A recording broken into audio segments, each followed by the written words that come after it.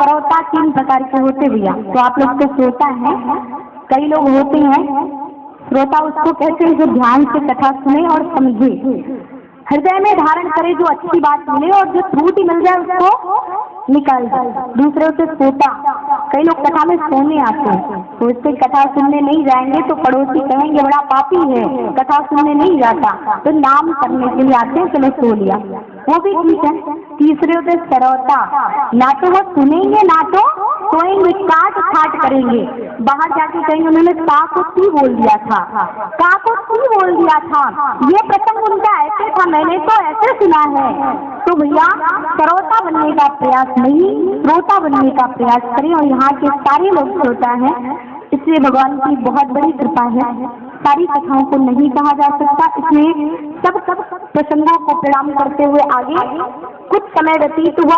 महाराज दशरथ जी के मन में विचार हुआ है राम जी को राजा घोषित करने के लिए। उसी समय सरस्वती और देवताओं की प्रेरणा से मंथरा की बुद्धि को हर लिया गया और कैकेयी जी द्वारा महाराज दशरथ जी से 2 वरदान मांगे गए। बाकी के जो पीछे 2 वरदान कथा में आपने सुना होगा, कैकेयी अम्बा का कोई दोष नहीं, यदि कैकेयी को कोई दोष लगाता है तो भगवान कहते हैं वो जड़ होगा, मूर्ख होगा, उसके घर धन आएगा ही नहीं। इसलिए भूल करके भी कभी कैकेयी और नारद जी के बारे में गलत मत बोलना, मंथरा कह सकते हो आप, कोई बात नहीं।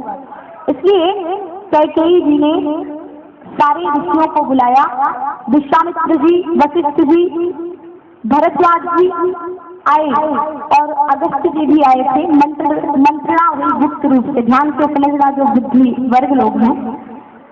4-5 ऋषि लोग इकट्ठा हुए और उसकी सभापति चुनी गई, अध्यक्ष चुनी गई कैकेयी अम्बा।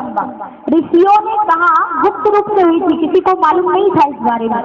ऋषियों ने कैकेयी जी से कहा देखो ऐसा है, अब समय आ गया है, कहीं राम राजा ना बन जाए, इसलिए राम को जंगल में भेजो।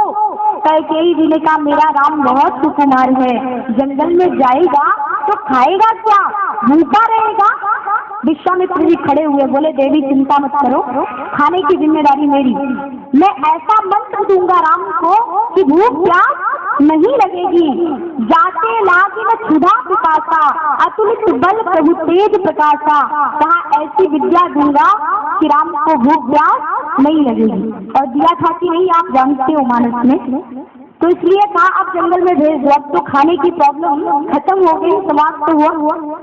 कैकेयी जी ने कहा खाने की समस्या का तो हल हुआ, लेकिन मेरा राघव बहुत छोटा है, बहुत सुकुमार है, अभी अभी विवाह हुआ है कुछ समय पूर्व, बाहर कभी गया नहीं, यदि रास्ता भूल जाएगा तब।